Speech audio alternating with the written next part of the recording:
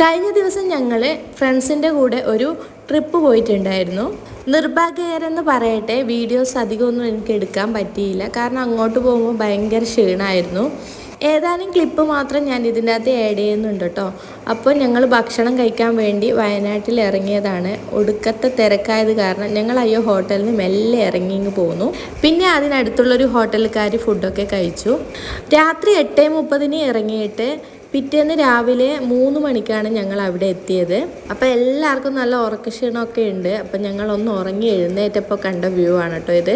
ഇവിടുന്ന് പോകുമ്പോൾ നല്ല ചൂടാണെങ്കിലും ഊട്ടിയിലെ കാലാവസ്ഥ നിങ്ങൾക്ക് അറിയാമല്ലോ, നല്ല അടിപൊളി ക്ലൈമറ്റ് ആയിരുന്നു. പിന്നെ ഒരു 7 മണിക്കൊക്കെ എഴുന്നേറ്റ് ഞങ്ങൾ നല്ല ചൂടുവെള്ളത്തിലൊരു കുളി പാസ്സാക്കി കേട്ടോ.